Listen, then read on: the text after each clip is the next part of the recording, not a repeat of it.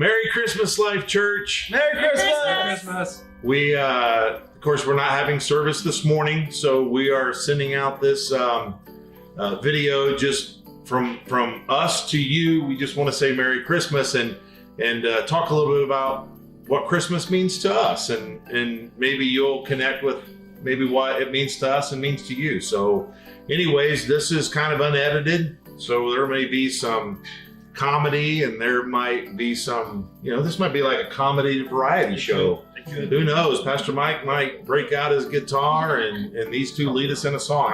We don't know what's going to happen, but we're glad that you're with us Christmas morning, and we're glad to be with you. So anyways, let's get started.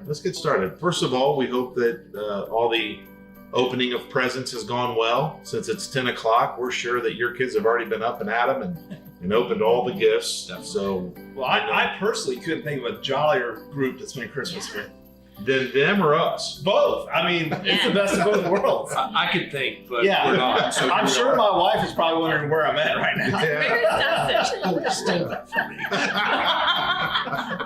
Yeah. Line stealer. Your wife sent you out of the house, right? I got kicked out on Christmas. Donations next time. Yeah, so Christmas is obviously just an unbelievably special time. And so one of the things I thought we could do is maybe share some of our Christmas memories with those who are watching, and, how Christmas impacted you. And if it's funny, great. If it's serious, great. If you make us cry, we'll all be mad. But anyway, no, it's intended to be funny or serious. So who wants to go first and talk about a great Christmas memory they have? Those guys.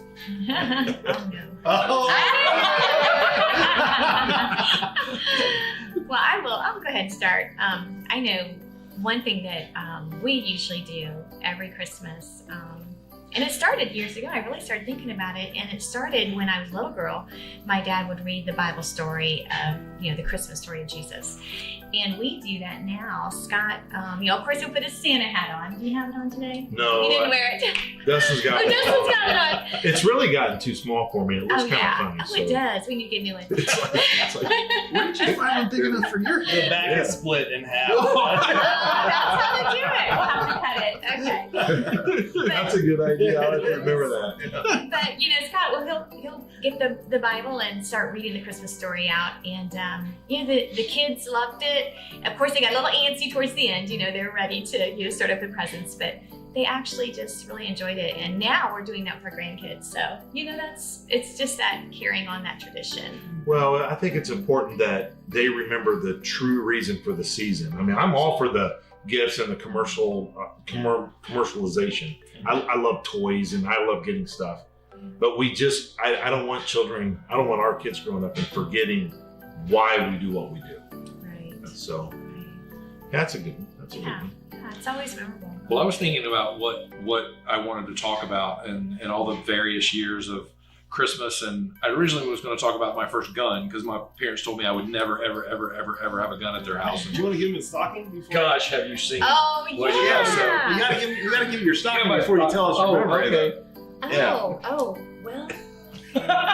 Maybe not. Okay, maybe it might go with it. I don't know. Okay. Yeah, see what's in there. I'm scared. This is not rehearsed. It's not Christmas without stockings. Live. I mean, I'm not sure what it is. that's my favorite part of his stockings. I love stockings. Okay. All right. What is that?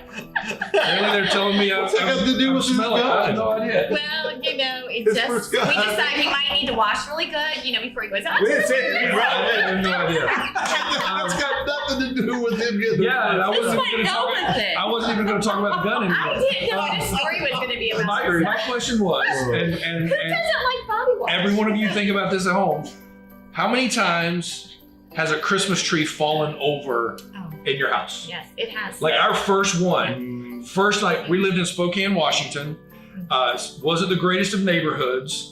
Middle of the night, we had set the tree up, we had decorated it.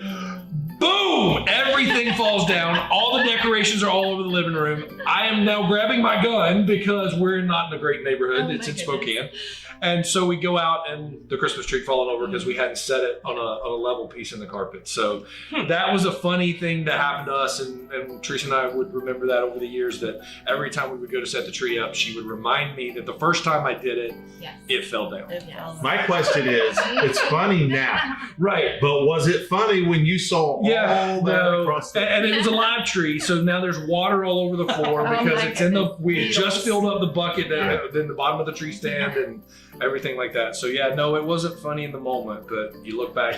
But how many times in our life are things not funny in the moment, but then over time, it becomes a cult thing around your family that you think about, and you talk about, and you remember, and especially those people that aren't there anymore, right? Yeah. So Yeah. you know, I think that's cool. I It think is it's cool. awesome. And I had the same thing happen, but I had my little ones. It was Zach and Annalise. So this was a long time ago.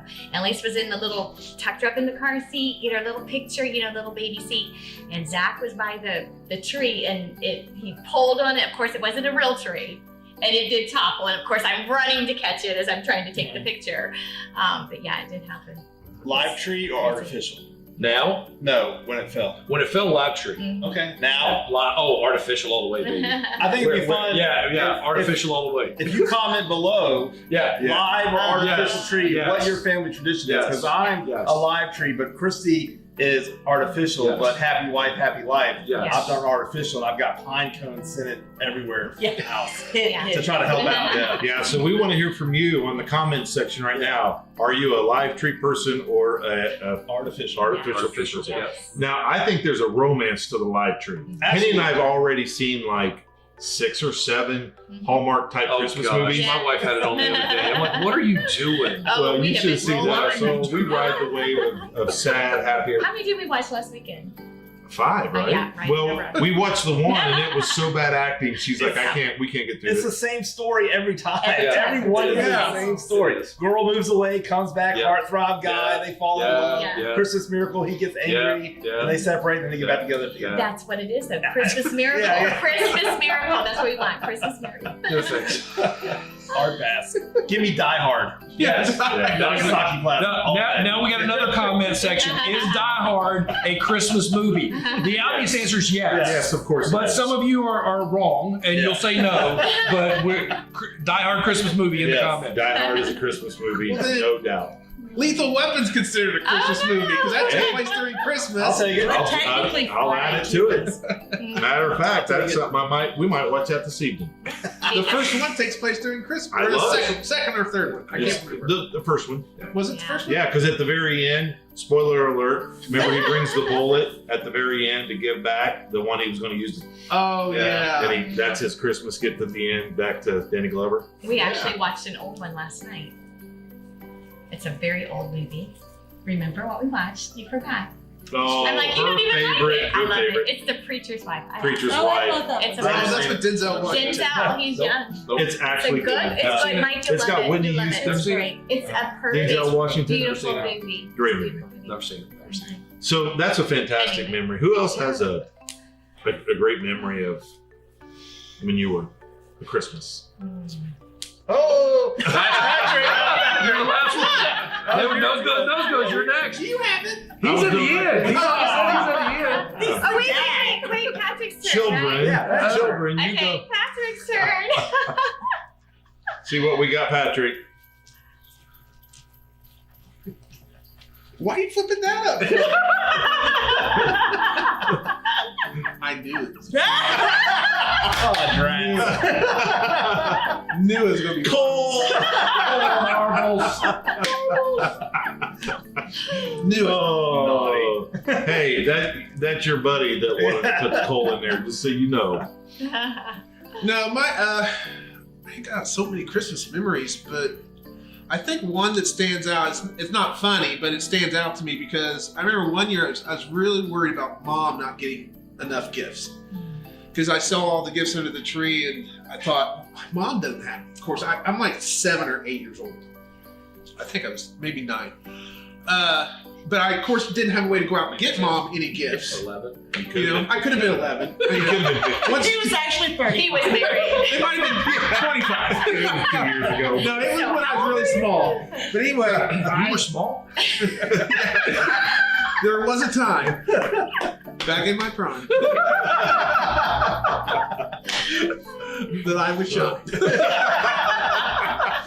But no, so I made her gifts. I took cardboard and made a house that looked like our house that we lived in. Aww. And then I went outside and picked these. It was a field full of like straw that hadn't been harvested. And I gathered a bunch of them and I made a broom to give to her. And then I made a couple other things. And I wrapped them. Of course, I always wrap my own gifts too. And I wrapped them and put them underneath the tree. And I looked back and think how excited she was when she opened them. And I thought, she's probably going, what the heck is this? But she kept the broom till like, Aw. I don't know. I don't think she still has it, but she kept it for like several years. It was always in her house. That's cool. That's So- really neat. I made a broom and got it for her, and she's like, I'm not riding that. Another minute, like for the kids, of course, the kids was always, they'd wake up at 5 o'clock. That's not All my the mode time. of transportation. Yeah. Well, one time, Unless you push. Peyton woke up one time, and I can't remember if it was around Christmas. It was on Christmas. I don't know if he was sleepwalking or what, but I'm asleep. And of course, my head's down. It's facing out towards, not towards the bed, but out towards the bed. And I knew that the kids were kind of up, and I opened my eyes without moving, and Peyton's face is right here. So he was only like that tall. That's creepy. He's right there, and I only went, "Oh my gosh!" And he's just standing there looking at me. I was like, "Okay, I guess we're getting up now." And stuff. So, but yeah, that's a couple things I remember that stand out. Yeah. That's fun. Yeah. So what? I'll take it. She's cheating and preemptively nose ghosting, so I'll just. Oh, she wait, claims take the it. nose. Wait, Yeah. Yeah, I'll take it. All right. All All right. right. Let's see what's in there. L for Loser. Loser. oh, I got a baggie and a shirt.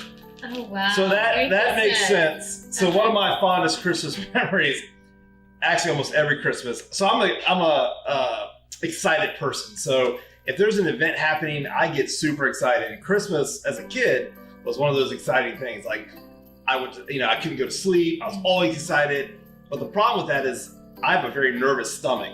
So every morning, probably until I was 18, I got sick every Christmas morning.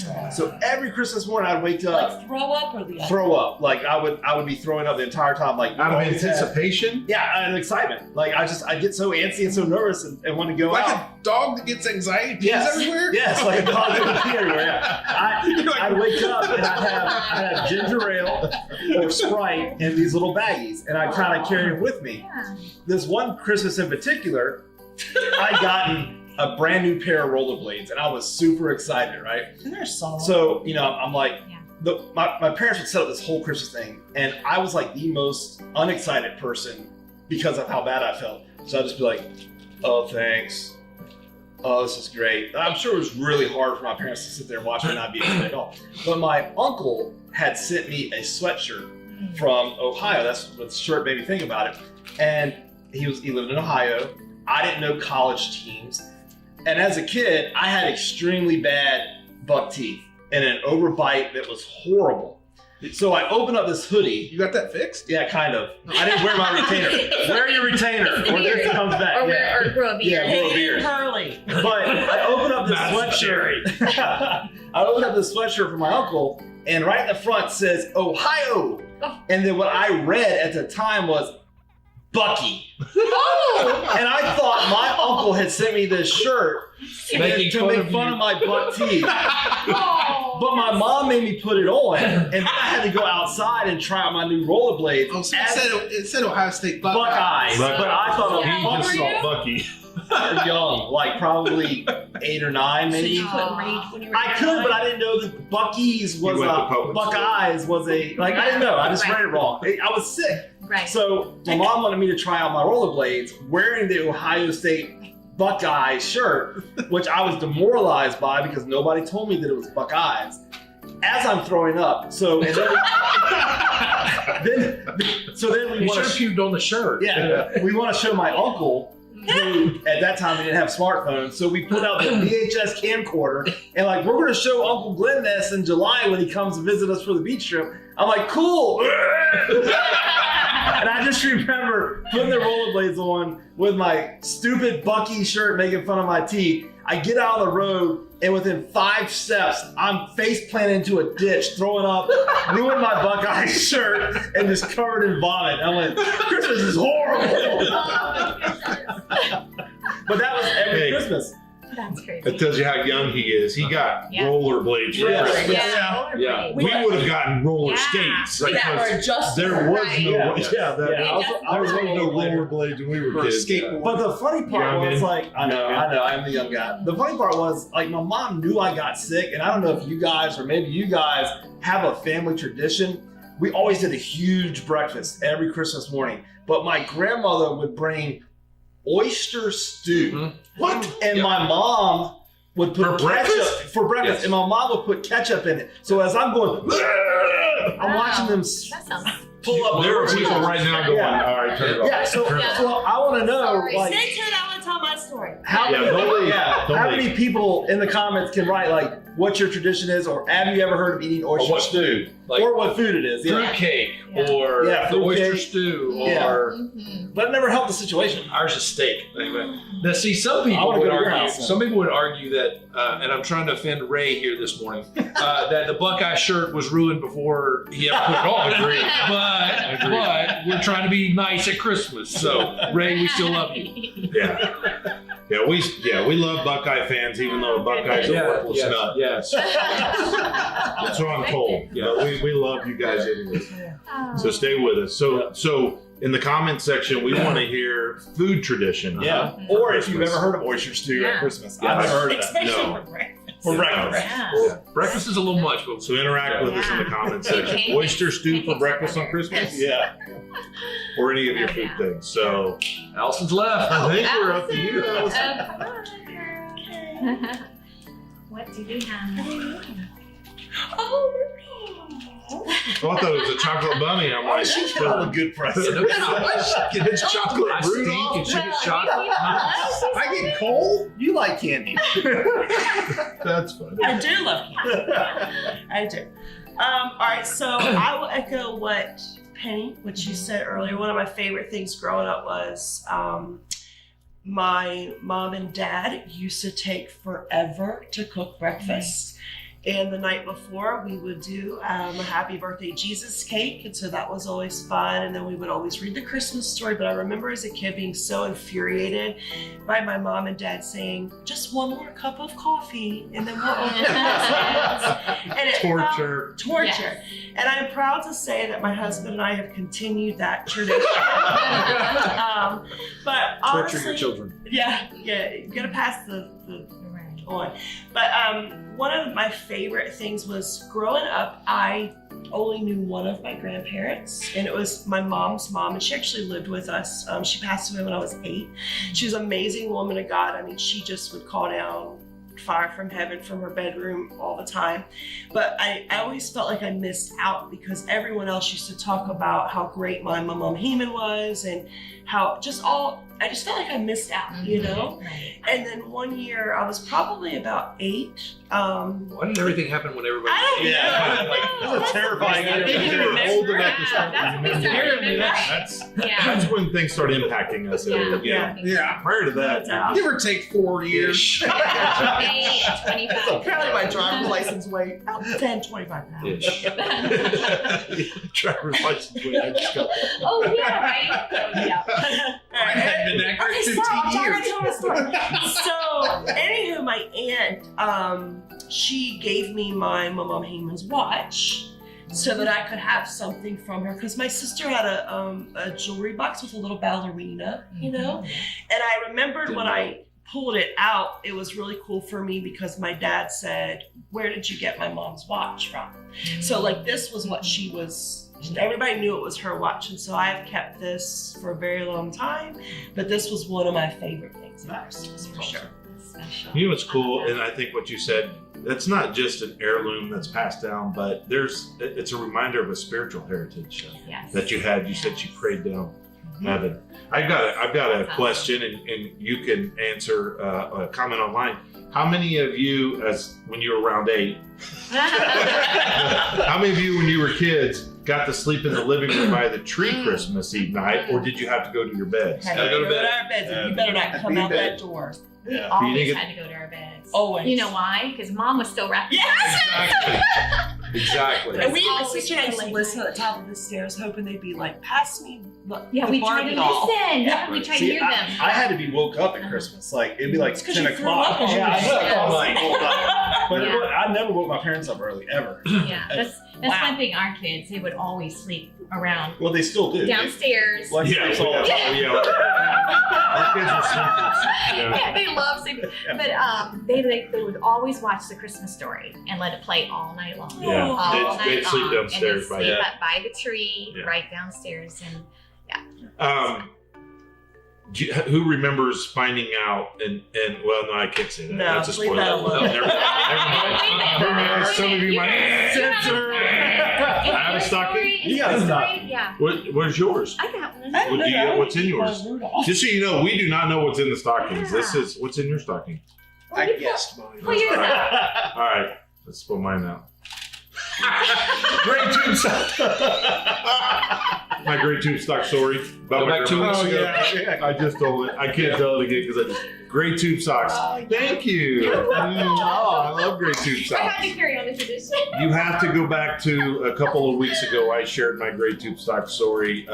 Growing up, getting great tube socks. That's funny. Yeah, How'd you get that's those? funny. Well, That's hilarious. What do you have in yours before we well. start winding you this know, down? I always know.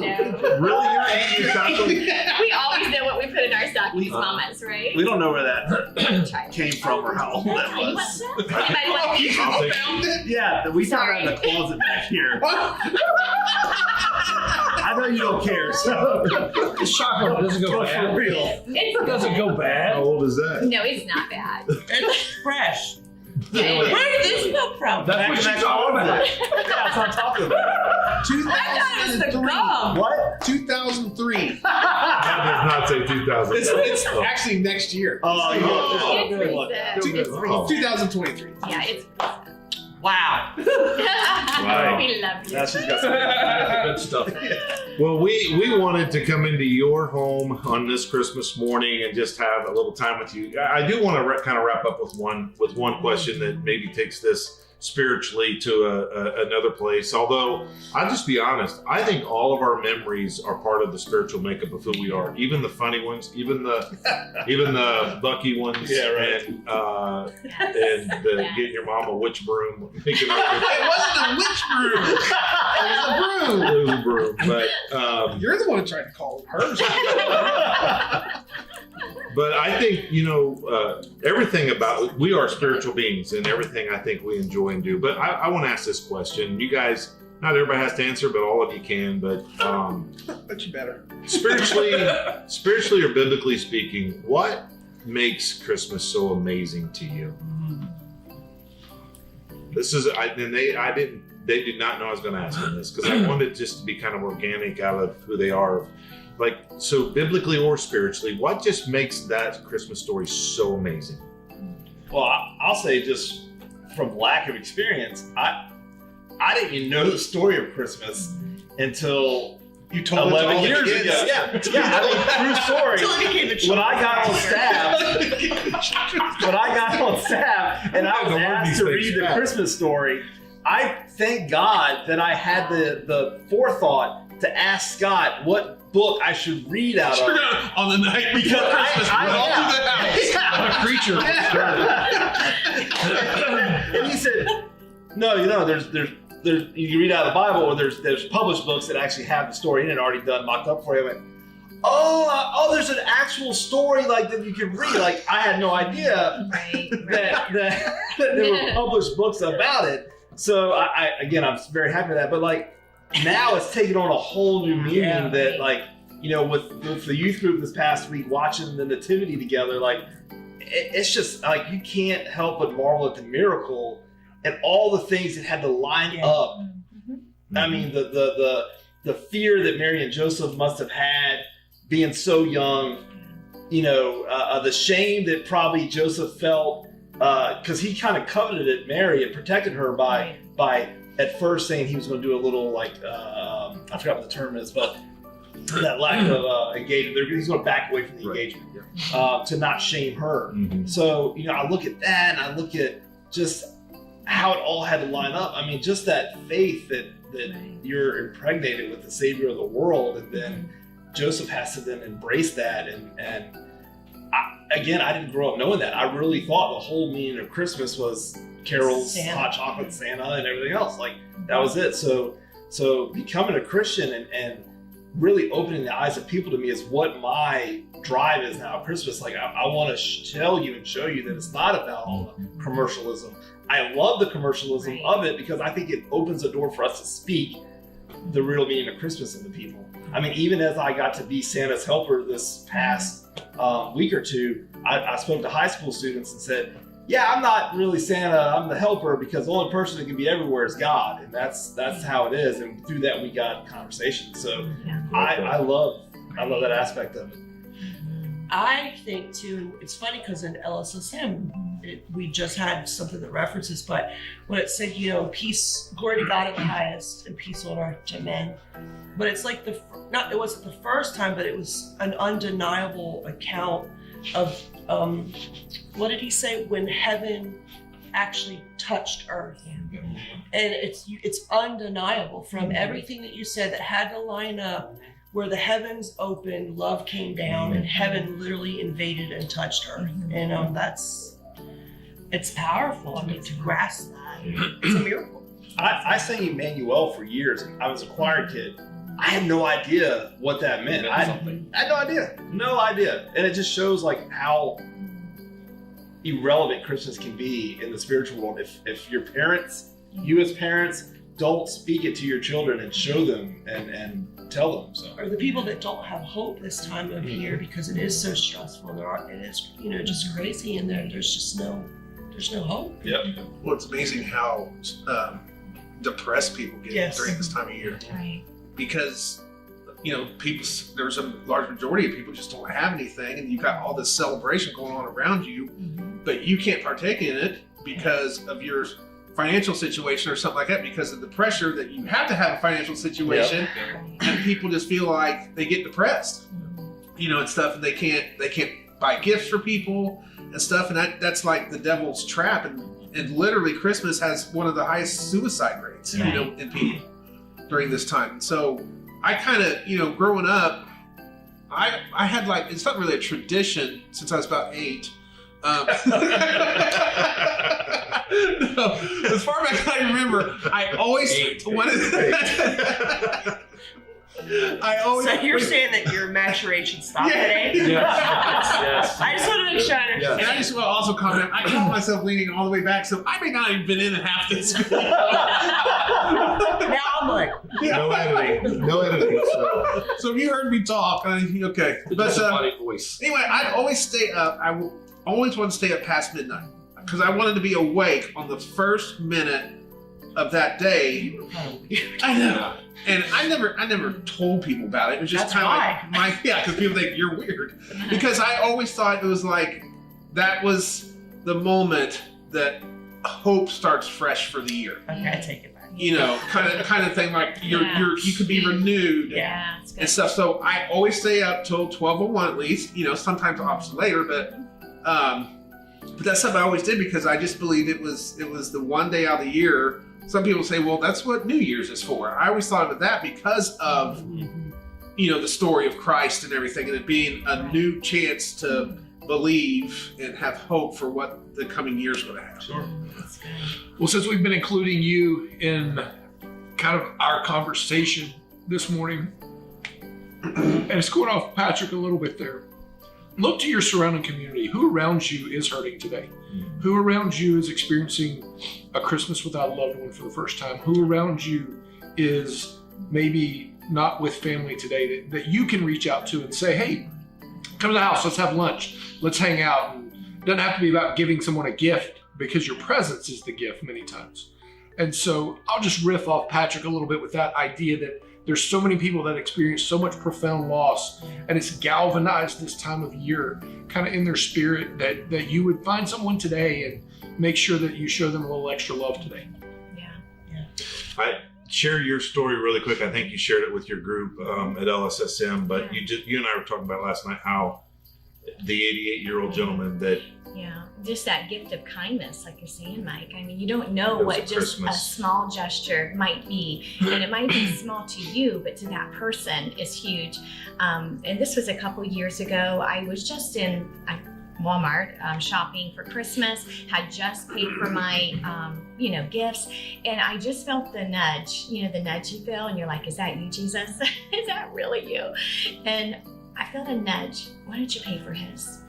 And so I turned around and I told the lady in front of me that I was going to pay for the gentleman behind. Now, I didn't even really notice what all he was buying, but at the same time, I just really felt like I was to do that. So I stood there kind of awkwardly, and finally he realized I was still standing there, and I said, "Sir, I'm going to pray. I'm going to pray. I'm sorry. I'm going to pay. Play, and pray for your stuff. Yeah. repeat. I'm going to pay I'm for going to your. pay for it and take it. Yeah. I'm going to pay for your stuff for you." And he stopped everything and he looked at me and he just began to just get really emotional for a moment. And he said, no one has ever done that for me. And I'm just guessing his age. He was around 88 years old, maybe even older, 85, something like that. But he said, no one's ever done that. And he said, no one has ever done that to, before in my life. And I just lost my wife. And it was just a moment where I know it was a God encounter.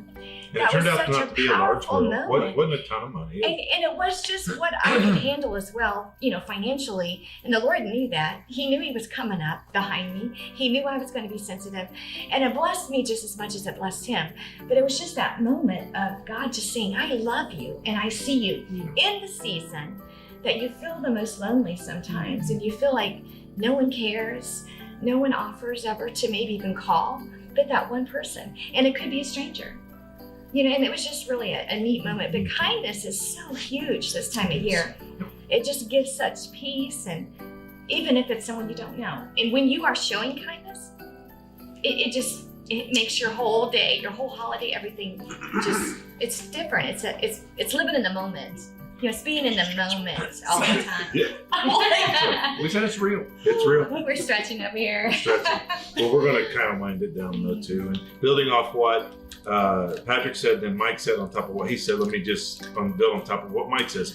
Maybe you can't go somewhere today and do something kind, but even if you just want to send a text or make a phone call or just take a moment and say a prayer for somebody everything matters. Everything you can do matters. And so I just encourage you to do something like that. Well, I'm going to wind this down if there's nothing else.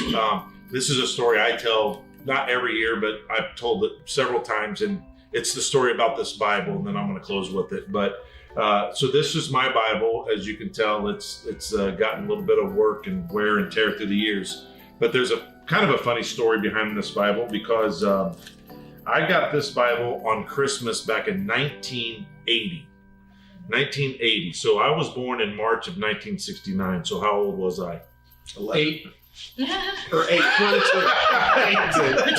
Between 8 and 12. Yeah. So that's so I was 11, right? Yeah. 12. Well, anyways, my dad's dad, my grandfather, got me this for Christmas. But the story behind it is I was one of the last ones to open gifts that he had gotten that year, and my brother had gotten a BB gun. So my brother got a BB gun, so he opened his gift, and I'm watching him open this gift. And of course, being 11, a BB gun is probably just about the coolest gift you could get in the world. And I'm like, oh man. But of course, the BB gun's in a box like this, but my box is this little square, and I'm like, so I'm playing out in my mind. It could be one of those little pistol BB gun. I mean, I'm like, so I'm like, At least a wrist rocket. oh, At least. I am so At least, excited. yeah. I am so excited. And so put yourself in the mindset of an 11-year-old and BB guns, and I got cousins that got stuff, and I'm like, I opened this, and it's a King James Bible. So it's a King James Bible at 11.